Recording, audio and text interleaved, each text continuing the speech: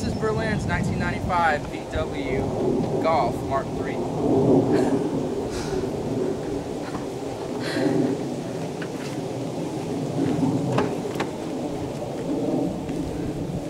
I guess we should start off with the bad things first. There is a slight coolant leak that won't be demonstrable at this very minute, but if I were to crank it up, take it around. Spot under there.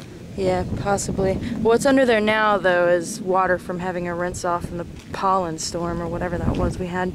There's a small lens chip here, but you still have the reflector that's under it. This, as well as missing blinker cover. This is just a reflector. I don't think it's a light. But all the blinkers and what have you are functional. What else is bad? Oh, there's zoom in on the tires. Slight dents, discolorations, probably made even worse by the glaring sun. However, this car could use a new paint job. It's got a faded roof. It's by no means garbage, though. I mean, the paint job is still, you know, still worthy, sticking around. Let's see. Interior-wise, though I have the seats covered, there's no major, you know, rips or spills or nothing ghastly. I just actually didn't like the color of the tan interior.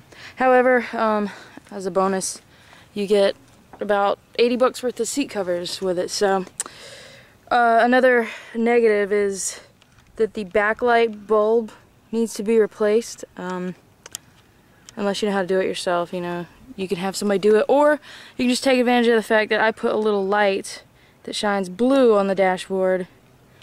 On button is in the plug-in in the cigarette lighter. Let's see. This would be about the worst of the stains. Somebody really greased it up, whoever had it before me. Let's see. There's a lack of a dashboard, which is strange. I kind of made do around it. I thought it would be a bigger pain in the ass than what it actually turned out to be, so I don't know. If you don't really store a lot of stuff anyway.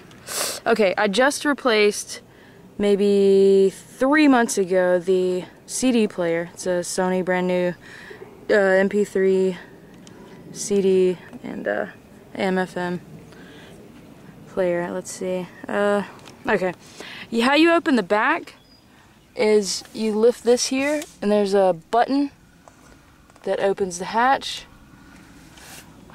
which will be this way. Also, for such a small car, it's surprisingly spacious. Hey Billy, will you sit in the back just to see?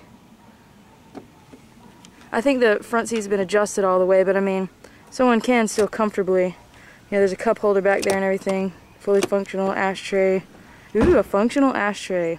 Big whoop. Alright, in the back, 3 new tires. Well, new as in probably like 200 miles. I know 2 of them are virtually brand new, the 2 matching ones on the bottom, Daytona. And then the top one has plenty of life left. So you'll get 3 tires that come with it, which will save a hell of a bit of cash. Also, underneath the tires is the donut, the spare. I used to do catering, and you could fit all kinds of stuff back there. It's another one of those surprisingly spacious cargo areas. The sunroof, moonroof, what have you, it doesn't slide back, so it's more like skylights. You know, that could be fixed. I'm sure it's something that, you know, isn't permanent unless you want it to be. Yeah, and the case closes over it. I mean, the cover. Alright. The stereo system sounds good too. It's not something that, you know, cranks, but definitely, you know, lets you listen to music going down the road without terrible busted speaker sounds. Another thing I like about the Golfs is that you don't need to push anything to open the gas tank. So if you end up buying this car, that will save you about 15 minutes at the pump. Like I said, all the blinkers, brights, regulars, all the lights work on the car. The tires that are on it are actually newer than the tires that are in the back. I would say at the maximum these have 1,000 miles on it. I mean, well, maximum maybe 1200. But I mean, seriously, that's a lot of cushion just to give the benefit of the doubt. Let's see. Here we go. I would say all in all, if you wanted to buy a car just to get around, absolutely. And if you wanted to buy a car that you actually wanted to trick out, absolutely. But that is the 95 VW Golf.